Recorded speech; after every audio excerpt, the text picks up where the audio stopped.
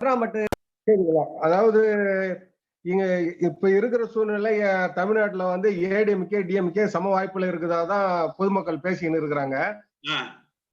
அதாவது நம்மளுக்கு பிஜேபி வேணாம், அவங்க வேணாம், இவங்க வேணாம் அப்படின்னு பேசுறதை விட நமக்கு நம்ம ஜெயிக்கணும்ன்ற நோக்கம் வந்து நம்ம வந்து நல்ல திட்டங்களையும்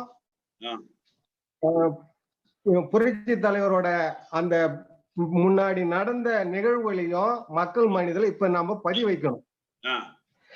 நல்ல திட்டங்களுக்குள்ள அதாவது இப்ப டிஎம்கே வந்து என்னை பொறுத்தவரை இங்க இருக்கிற அதாவது இங்க இருக்கிற விவசாய பொதுமக்கள் எல்லாம் பேசினு இருக்கிறது போன முறை வந்து எம்பி எலெக்ஷன்ல வந்து டிஎம்கே வந்து மொத்த தொகுதியை அடிச்சதுக்கு ஒரே ஒரு காரணம் அவங்க சொன்னதை அதிகமா நாங்க வந்து இந்த கடன் தள்ளுபடின்ற விஷயம். அதை நம்பி நிறைய பேர் ஓட்டு போட்டாங்க. ஏடிஎம் இருக்கிறவங்க என்கிட்ட பச்சையா சொல்லிட்டே ஓட்டு போட்டு வந்தாங்க. இது சத்தியமான உண்மை. இதுக்கு நான் என்ன சொல்ல வரேன்னா, நாம வந்து நம்ம முதல்வர் வந்து விவசாயின்றது முத்திரை குத்தியாச்சு. இப்ப நம்ம வந்து ஒரு மாத்தி யோசிக்கணும். நான் என்ன சொல்ல வரேன்னா, இப்ப நம்ம ஆட்சியில இருக்கிறோம். இப்ப இருக்கக்கூடிய இப்பயே இந்த கடன் தள்ளுபடியை அறிவிச்சு கடனை தள்ளிட்டு எலெக்ஷன் நின்னா அமோக வெற்றி வரும்ன்றது என்னுடைய கருத்து. இப்பயே அதை அறிவிக்கலாம், ஒண்ணும் பெரிய தப்பு இல்லைங்க. அது வந்து ஒரு பெரிய தொகையும் இல்லை, எதிர்பார்க்கிற ஒரு விஷயம். அது வந்து கடன் தள்ளுபடியை கடைசி நேரத்துல அறிவிக்கணும். அது என் கருத்து ஒண்ணு.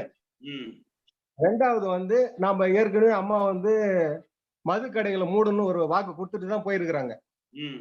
ஒரு கேள்விக்குறியா நிக்கும். அது அவங்க எதிர்கட்சி எலெக்ஷன்லயும் பயன்படுத்தலாம்.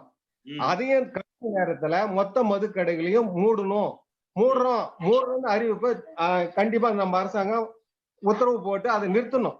இன்னும் ஒரு 2 மாசத்துல அநேகமா தை பிறந்தால் பழி பிறக்கணும்ன்றக்குள்ள மொத்த மது கடையை நிறுத்தணும்னு ஒரு அறிவிப்பை வெளியிடணும்.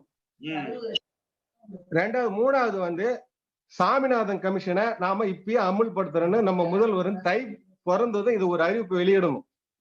ஏன்னா இந்தியாவே இப்ப வந்து ரொம்ப குழப்பினுக்கு எடுத்து விவசாய அந்த சட்டம் தான் இப்ப இன்னும் 25 நாளா கிட்டத்தட்ட ஆகி போச்சு. அவங்க வந்து அங்க வருத இது வந்து விவசாயிகள் உண்மையில ஒரு புரிதல் இல்ல.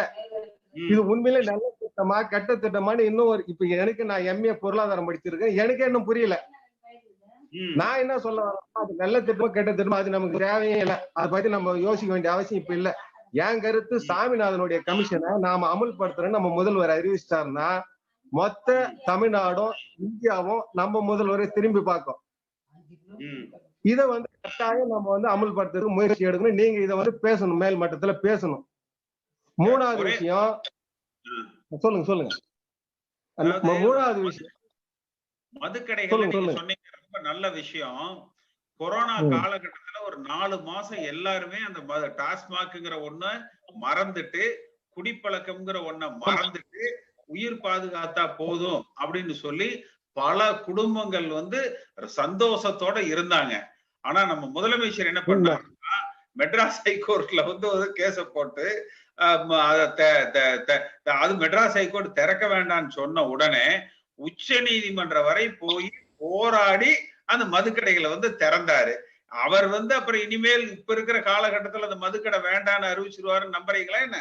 நீங்க அந்த மதுக்கடைகளை மட்டும் அந்த கொரோனா காலகட்டத்தோட அதை அப்படியே நிப்பாட்டி இருந்தாங்கன்னு வச்சுக்கோங்க, மிகப்பெரிய பெயர் கிடைச்சிருக்கும். சொல்றது அருமையான கருத்து.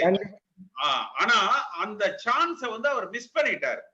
அது மிஸ் பண்ணது மட்டும் இல்லாம இவரே அதை திறந்து சுப்ரீம் கோர்ட் வரைக்கும் போய் இவரே பயங்கரமா வந்து போராடி வாதாடி வெற்றி பெற்று வந்து அந்த மதுக்கடைகளை வந்து திறந்து இருக்காரு. அது வந்து ஒரு மிகப்பெரிய அறிவு நமக்கு. ரைட், ஒத்துக்கிறேன். நம்ம அதாவது நம்ம விழுறது எழுதுலாம் வந்து ஒரு அரசியல சாதாரண விஷயமா தான் இப்ப எல்லாம் எடுத்துக்கிறாங்க. தயவு செஞ்சு இப்ப அதை அறிவிக்கலாம். அதுல வந்து இப்ப நம்ம அந்த இழந்த பேரை மறுபடியும் காப்பாத்தலான்றது என்னுடைய ஆணித்தரமான கருத்து. பார்த்தீங்கன்னா நல்ல அருமையான திட்டம் அது. அவர் நல்ல அந்த ரெக்கமெண்டேஷன்ஸ் கொடுத்திருக்கிறாரு. அதை இம்ப்ளிமெண்ட் பண்ணாலே போறோம். கண்டிப்பா இதெல்லாம் நம்ம இப்ப இன்னும் 4-5 கருத்து இருக்கு, நான் சொல்றேன். கண்டிப்பா இதை நீங்க வந்து ஏடிஎம்கே இருக்கிற முக்கிய ஆளுங்களுக்கெல்லாம் சொல்லி நம்ம முதல்வர்கிட்ட இதை கொண்டு போயிட்டு இதை அமல்படுத்து. கண்டிப்பா இதை நம்ம கொண்டு வந்தோம்னா நிச்சயமா வந்து ஏடிஎம்கே தான் ஆட்சி பண்ண போறோம். சொல்லிடுங்க.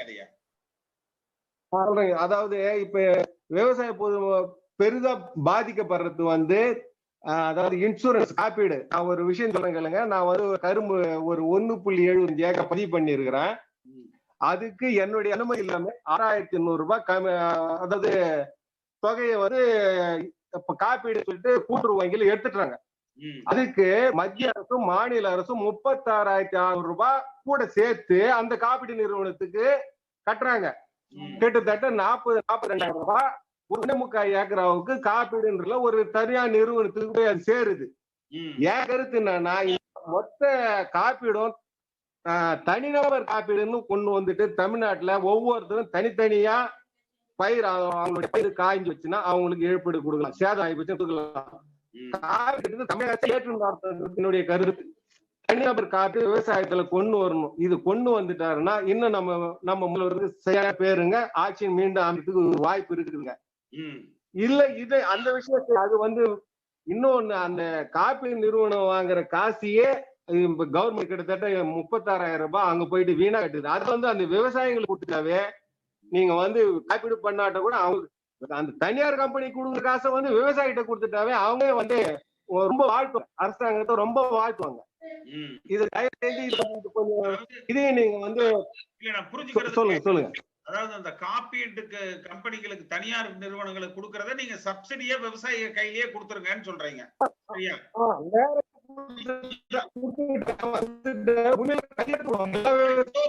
காப்பீடுங்கிறது விவசாயிகளே தனியா செஞ்சுக்குவாங்க.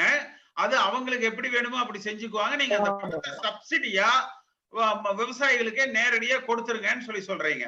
சரியா? இது உண்மையான இது வந்து செயல்பட்டா இது வந்து ஒரு விஷயம். ரைட். இன்னொரு கருத்து சொல்றீங்களா? ஐயா கேக்குறீங்களா? சொல்லுங்க. கேக்குதுங்களா? அதாவது பால் பணம்ன்றது பால் பணம், கரும்பு பணம் இது வந்து எல்லா இடத்துலயும் பெண்டிங் நிக்குதுங்க. ஆமா இல்லீங்களா? இத வந்து சரி பண்றது ஒரு சாதாரண விஷயங்க. அதாவது எல்லா பேங்குகளும் வங்கி மேல் வரையறைன்னு ஒரு இருக்குது இல்லீங்களா? கடன் அதாவது அந்த நிலுவைத் தொகையை வந்து வங்கி கிட்ட கடன் வாங்கி விவசாயிகளுக்கு நேரடியா அவங்க அமௌண்ட் பெண்ட் இல்லாம போய் சேர்ந்துடலாம். அதுக்கு ஒரு வட்டி ஆகும். அது வந்து அரசாங்கமே கொடுத்துக்கலாம். அது ஒரு பெரிய தொகை கிடையாதுங்களா? அந்த மேல் வரையறை கடத்தை வாங்கி நேரடியா ஜனங்களுக்கு ஒரு பெண்டிங் இல்லாம கொடுத்துட்டீங்கன்னா அதுக்கு உண்டான வட்டியை வந்து அரசாங்கம் கட்டலாம் இல்லையா? இது வந்து கொஞ்சம் இது வந்து கொஞ்சம் நீங்க யோசிச்சு பாருங்க. இது வந்து ஒரு சரியான கருத்தா தான் எனக்கு படுதுங்க. இதுல ஏன்னா உங்களுக்கு கூட நீங்க என்ன இருக்கீங்களா, வேற என்ன பண்றீங்க? நான் விவசாயம் தான் பண்ணின்னு வரேன். நான் எம்ஏ பொருளாதாரம் படிச்சிருக்கிறேன். பரவாயில்லையே. நல்ல எந்த தொகுதி? ஹலோ கேக்குதுங்களா? எந்த தொகுதி? திருவண்ணாமலை மாவட்டத்துல செங்கம் தொகுதி. சரி. கட்சியில ஏதாவது பொறுப்புல இருக்கீங்களா, உறுப்பினரா இருக்கீங்களா? நான் ஏற்கனவே நிறைய இருக்கிறேன். நான் கொஞ்சம் இடையில வந்து எந்த கட்சியும் போகாத இருக்கிறேன். நான் எப்பயுமே அதிமுக அனுதாபி தான். இப்பயும் நான் வந்து ஆன்லைன்ல புக்கிங் பண்ணேன். அது வந்து எனக்கு கார்டு வந்துச்சா இல்லைன்னு எனக்கு இன்னும் தெரியல, சரியா புரிஞ்சுக்க முடியல. நீங்க ஆன்லைன்ல அப்ளை பண்ணிருக்கேன். நீங்க இறங்கி நம்ம கூட நீங்க நல்லா செய்யுங்க. நிச்சயமா. அதாவது நீங்க எல்லாம் இந்த மாதிரியான ஆட்கள் அறிவுபூர்வமா சிந்தனை பூர்வமா ஒன்று கட்சியை வளர்த்துறது, ரெண்டாவது வந்து அந்த ஒவ்வொரு விவசாயிகள்னா அந்த பிரச்சனையை முழுமையா தெரிஞ்சு அதை பற்றி ஒரு நல்ல புரிதலோட எடுத்து சொல்லி அந்த திட்டங்களை உருவாக்குறவர்கள் தான் வந்து வேணும்.